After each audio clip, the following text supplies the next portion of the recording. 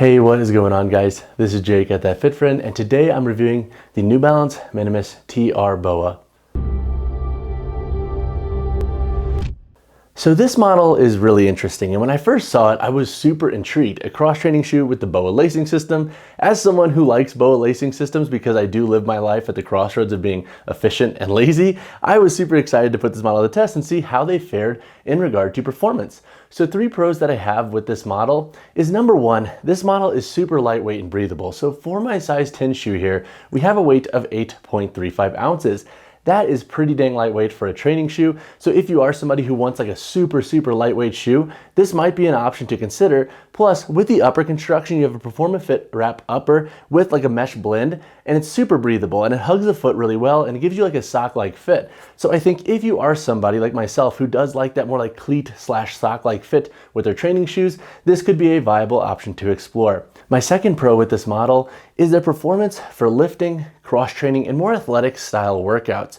So when lifting, this model did a really good job with stability, I thought. So we have a 0 drop construction in the shoe, so you have a nice flat foot position in this model, and the overall stack height is pretty low in the shoe. Now the midsole does compress a little bit, but I think with that 0 drop construction, you can really engage the feet with the floor for the most part, and it creates a nice level of stability. When squatting 460 for 3 reps and with Hatfield squats, I didn't have issues with stability in this model. So I think for most folks in regard to lifting, the shoe should do a pretty dang good job. Plus the outsole grips really well, so if you're training on rubber gym floors, wooden platforms, or if you're using this on machines, you should have a nice level of traction. With cross training and athletic style training, I liked the overall like bounce and feel you get with the shoe. With that nice lower stack height and that sock-like fit, I thought this model felt super seamless when I was jumping, when I was doing any form of like agility or power focused movement. So I did like this model for that. Plus, with the BOA lacing system, I thought you got a nice level and even security with this model's upper. My third pro with this model, and I've already touched on this construction feature in this video, is the BOA lacing system.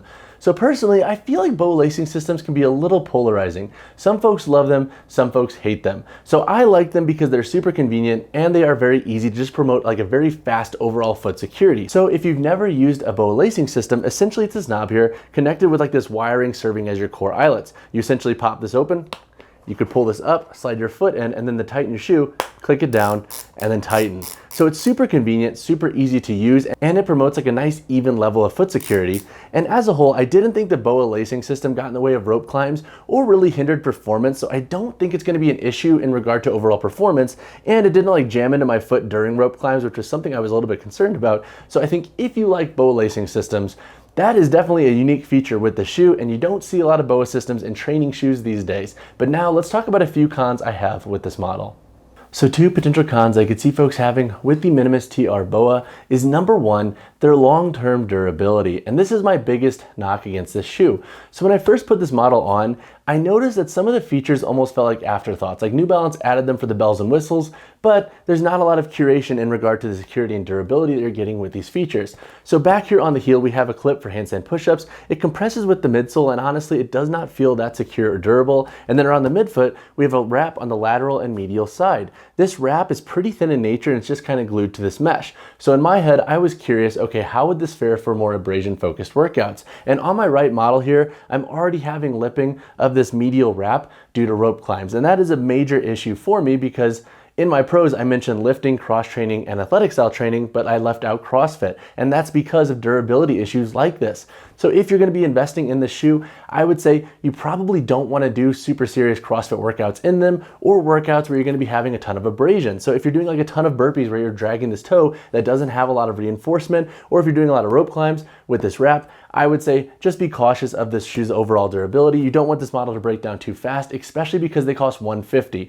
And honestly, New Balance, you need to buff some of these features if you're gonna be charging that much for this shoe. My second con with this shoe is that they're not great for wide feet and they are pretty dang narrow. And that's coming from somebody with like a more narrow neutral width foot with a fairly high arch. So in this model, you have a narrow midfoot and forefoot. I think if New Balance actually made this a little bit wider, this model would be so much better. And if they buff some of these features, they would have something here. But with how narrow this model is, I was noticing that with this lightweight upper, you don't get a ton of support here. So if you do like a little bit more midfoot support on the medial side of your shoes, or if you like a little bit more arch support, this is gonna be an issue for you. So I would say probably steer clear of this model. But overall, those are my 2 cons with this shoe.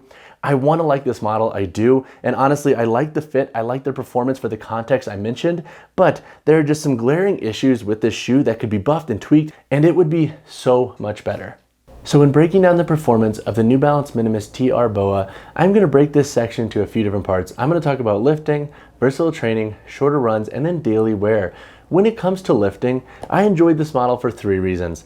Number 1, the stability was pretty solid across the board for all of my lifts. Now, with this EVA foam midsole, you do get a little bit of compression, but with the overall lower stack height and the zero drop construction, I don't think that compression is going to hinder stability. So when squatting and deadlifting over 400 pounds, I didn't have issues with the shoe and I felt pretty stable for all of my lifts. So for most lifters, I think this model will feel plenty stable for their training needs. The second reason why I like this model is just the overall articulation of the shoe and the flexibility of it. So if you like a shoe that articulates really well when you're training, so if you're doing, for example, walking lunges, if you like a shoe that can bend really well and move with you, this would be a good option to explore. Plus, with how lightweight this shoe is, it just feels very seamless in regard to its overall mobility when you are lifting.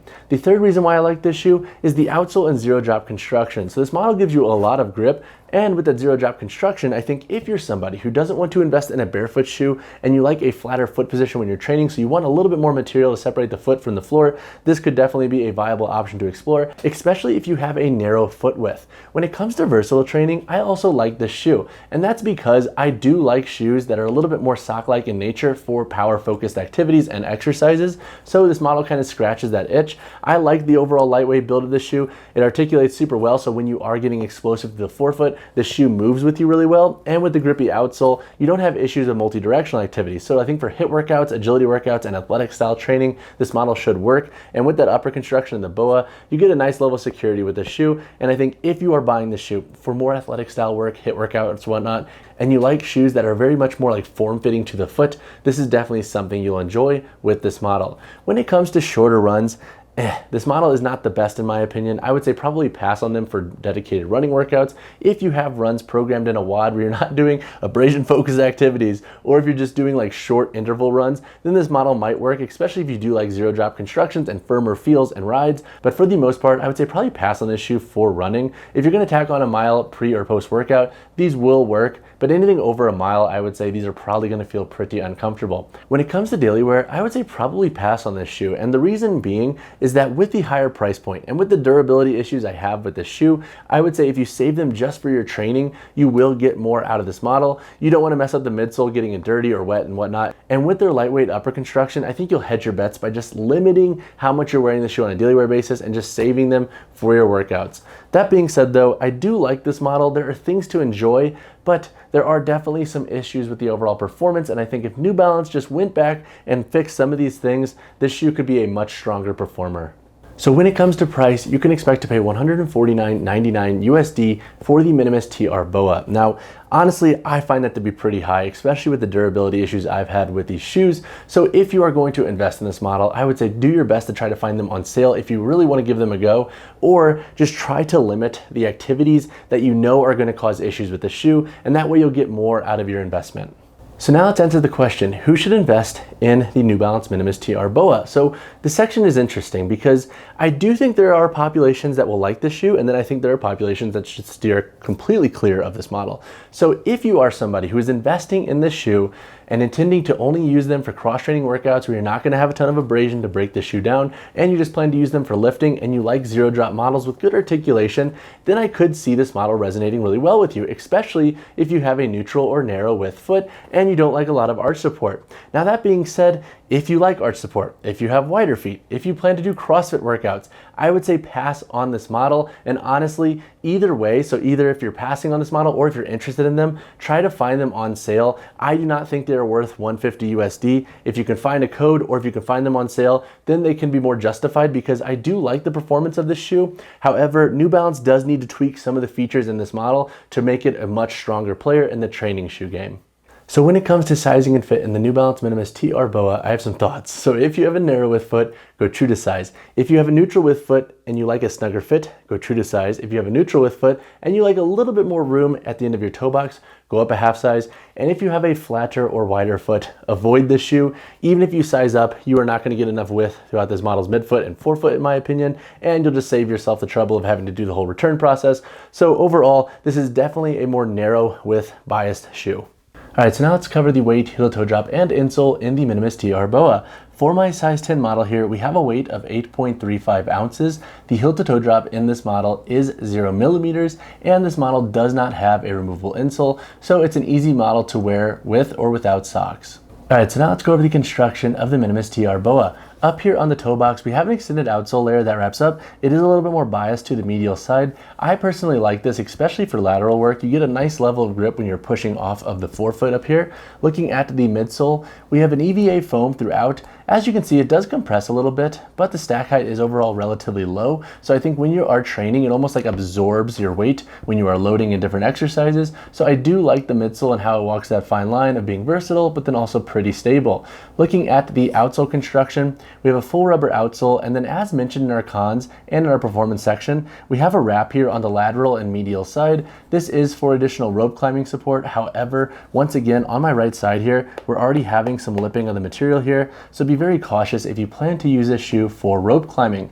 Looking at the upper, we have a Performa Fit wrap upper. This is a mesh material, so it is very lightweight, very breathable, and then we have the BOA lacing system around the midfoot. So with the BOA lacing system, pop that out, you can loosen it up here, and so this folds in on this side. We also have like a little bit of material here to help lock down this tongue slash suedo midfoot material.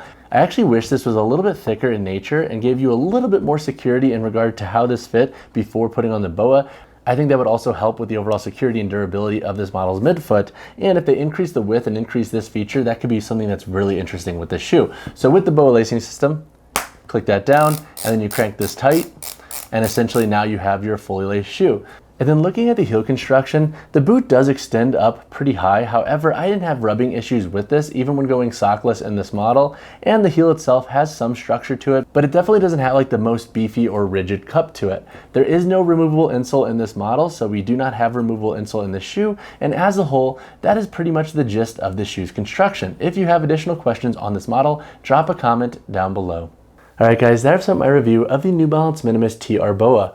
Overall, I like this model. However, I do have concerns with them, so it's tough to recommend for everybody. And so my thoughts is that if New Balance tweaked some of the features on this shoe, it could be a much stronger player. Honestly, I wish we had like the OG Minimus back. That shoe was freaking awesome. And New Balance, I think if you made the shoe wider, you increased the durability, and you worked out some of like the fine tuning aspects of this model, it could be a really strong player in regard to like offering folks a wider shoe with the zero drop construction in the cross training shoe game. But that being said, and my ranting out of the way, if you have any questions on this model, drop a comment down below or reach out to me personally, whichever you prefer. And as always, guys, drop a like on this video, subscribe to the channel. I'll see you in the next one.